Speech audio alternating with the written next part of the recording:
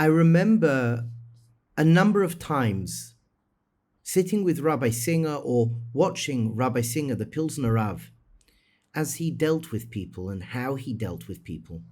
So a person would come in, and I noticed on several occasions that the person would talk and talk and talk and talk.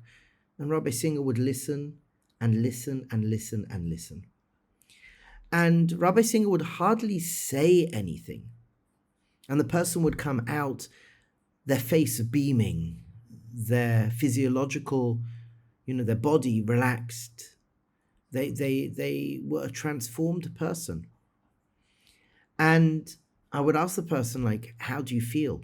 And their response was, wow, amazing, so profound. And I would think to myself, 1 minute, you spoke the whole time and Rabbi Singer listened the whole time. What happened?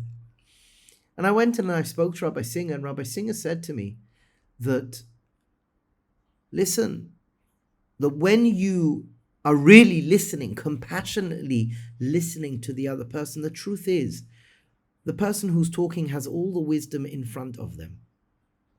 They have all the wisdom inside of them. And many a time they were never heard. They were never guided and never given permission for them to really express themselves in a safe way. They were never really seen and heard. So when I sit with somebody and they start their story, first of all, I have in mind, I am going to listen to you so I can get to know you better. I'm just going to listen at first to try and understand where you're coming from, to appreciate you and your story and what you've gone through. I'm going to listen to you so you can listen and hear yourself as the words come out. I don't want to hurt you. I don't want to judge you. I'm just going to be here and be patient and listen. And then when the person starts talking, Rabbi Singer listens compassionately. He listens with a quiet mind to the best of his ability. He's not waiting to ask questions. What he may do is reflect. After a few minutes, he may say, okay, so this is what I've heard from you so far. Is that correct? But this experience of really being listened to is revolutionary. It's transformational. When you can really listen to somebody and you're not asking questions, you're not making assumptions, you are there, you're present.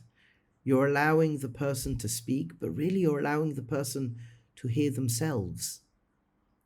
And then when you could reflect a little bit and they feel seen and heard, it's an amazing thing because we all have deep wisdom. And we don't always need somebody else to tell us what to do. If we really listen to somebody and we're patient and we allow them to listen to themselves, a lot of the time, they actually can figure out the patterns in their thinking, the patterns in their speech, the patterns in their behavior. And they can figure out for themselves where they're going right and where they're not going right. Sometimes it's just being listened to that opens up that inner wisdom that was always there. And I saw this magic. I saw this. It's a wondrous and wonderful Avodah, and I learned so much from the interactions with Rabbi Singer in how he related to people. And I realized I don't have to talk so much. Maybe if I speak less, the natural wisdom of the other person will flow more. And the moment you turn on that wisdom, then a person will be able to find it once again, and again, and again. But if a person is not really heard or listened to, if a person's not seen, if a person doesn't have permission to really just experience themselves through somebody listening to them, that wisdom lays dormant inside, doesn't it? So the practice for this week or for the next few days, is just to listen to people. Take a breath, relax your own body, Put a smile on your face, relax your mind. Just be present and listen to what the person is saying. Hear them. Hear them. In every few paragraphs, maybe just say, can you hold on a moment? I just want to understand, is this what I have understood from you so far? You reflect back to them. And if they say, no, 1 minute, you missed this out, okay, you patiently listen. But when a person feels that they have been heard, wow, it's an amazing way to build self-esteem. It's an amazing way to build confidence. It's an amazing way to release that internal wisdom. So when we speak to people, be a conscious practitioner of compassionate listening. Listening and reflecting and allowing that person to share their wisdom. And when you listen, at first, don't ask questions. Don't ask, does it make sense? Does it not make sense? Just listen to their subjective experience of reality. And once you've listened and you've reflected, if they want, you can ask, would you like me to share my thoughts? Just because someone is speaking to you, just because somebody is sharing with you, it doesn't mean they want you to share your thoughts. Sometimes we may think, oh, obviously if they're speaking to me, they want to hear what I think. No, there's several reasons why people share. Sometimes a person just needs to kvetch. Sometimes a person just needs the other to listen to them so they can hear themselves, because we know that intuitively. Sometimes a person does want to hear what you have to say. So listen consciously and compassionately, reflect, and ask, would you like to hear what I have to say? Maybe they will say no, maybe they will say yes. And you can ask after you've shared, what do you think? I'll just end by saying here that this is a big point in our generation.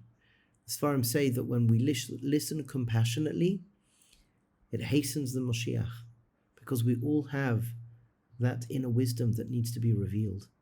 And through conscious, compassionate listening, it's an amazing experience. Your heart rate starts to be in sync with the other person, your blood pressure lowers, your brainwave changes. It's wild what it does. It's a therapeutic exercise. So again, relax your body, be present, put a smile on your face if you are in that sort of situation too. Engage, look at them, look at the person. Let them know that you're listening. Once you've heard a few sentences, reflect back to them. I just want to make sure, am I understanding you correctly? This is what I have heard. Once they finish sharing, say, I really appreciate you. I'm really honored that you shared with me. Would you like to hear what I think? And if they say yes or no, whatever it may be, but at the end, ask them, what do you think about what I've shared? Be involved, don't be controlling. And Be'ezras Hashem, together we can share, care, encourage, and support one another, experience great unity, love, respect, dignity, and allow one another to share the deep-rooted wisdom and magic that's in each and every one of us.